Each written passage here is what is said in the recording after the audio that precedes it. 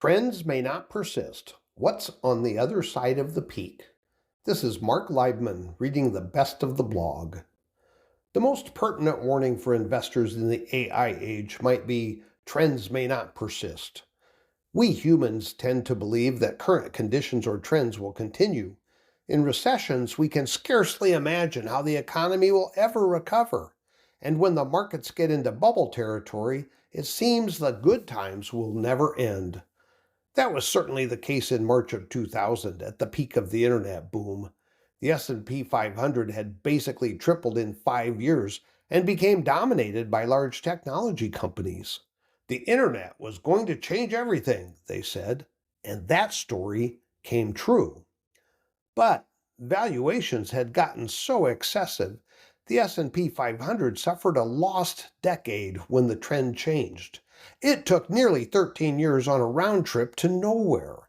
Fortunately, the S&P 500, composed of the stocks of large U.S. companies, is not the only game in town. Small and mid-sized companies, value stocks, international companies, and other opportunities held up much better, sometimes even making gains during the flat spell. This history lesson is key to why we are not chasing the index here at 228 Main, especially right now. Looking for bargains, avoiding stampedes, these fundamental principles help us avoid the extremes.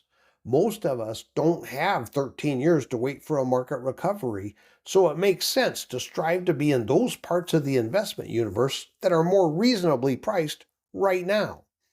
As in 2000, the index has become dominated by large technology companies, this time as part of the AI boom.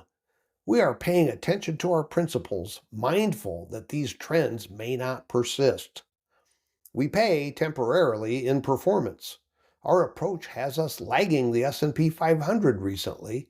We're not going up by as much, but our efforts now are made in an attempt to potentially go down by less when the bust comes. No guarantees, but we're turning to history as a guide.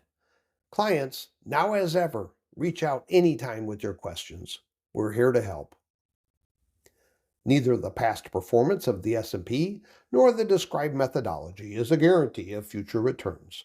Content in this material is for general information only and not intended to provide specific advice or recommendations for any individual. All indices are unmanaged and may not be invested into directly. All investing involves risk, including loss of principal. No strategy assures success or protects against loss.